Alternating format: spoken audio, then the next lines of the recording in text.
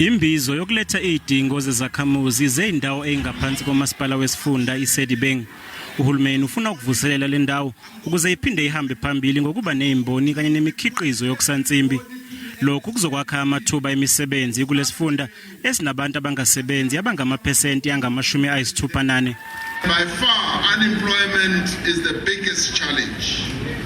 And it is the biggest challenge because over many years, businesses and factories here in Sedibeng have closed. Even as we were driving through, I looked around and realized a number of these factories have closed and many of them have shrunk and they are no longer the big employers that they used to be. So this area used to be the key industrial hub.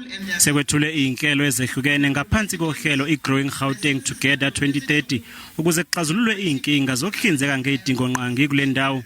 Kuzo kubalwa uhlelo lokwakha eSavannah City kanye nezinhlelo zotshalomali.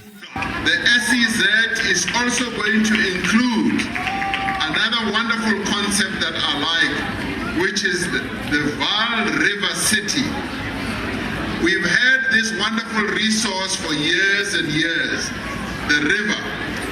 If you look at other countries, they always have their cities around the river. Udaba lohlelo lwenhlanzeko kule ndawo luyingqinamba enkulu. Lenkinga ayigcini nje ngokukhahlameza izakhamuzi kepha ithinta nemvelo. Ministers came here to address the challenge, and I'm glad to hear from the Premier today, as he was earlier reporting to me, which he also said here. This challenge of sewage, of sanitation, is being addressed on an ongoing basis. Uhulumeni wethembise ngokuthi ngokuhamba kwesikhathi kuzobhekwa inqubekela phambili esibe khona kuzo zonke izethembiso ezenziwe lapha. Kusenjalo imbizo elandelayo ise-Northern Cape ngenyanga ezayo.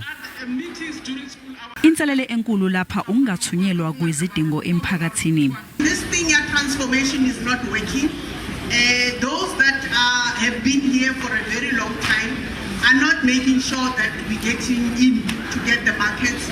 So rather bring back the transformation boards, those boards, agricultural boards. Abalimi balindele ukuthi bahlomule ezinhlelweni zezolimo ezizosungulwa umnyango wezolimo. One of the things that the municipalities in the district working with the province and national, we've agreed that we are going to focus in this province on the grains, on livestock production.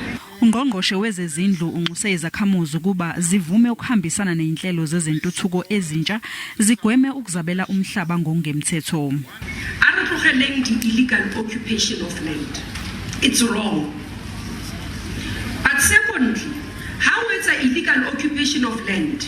Ba bang le ipiatla se ga di power lines tse dangerous. Then relate lo go twa re le tlose. Ha le le tlosa le jumper line ya human settlement. Izakhamuzi zimuswe ukuba zingawuxhumi ugesi ngongemthetho.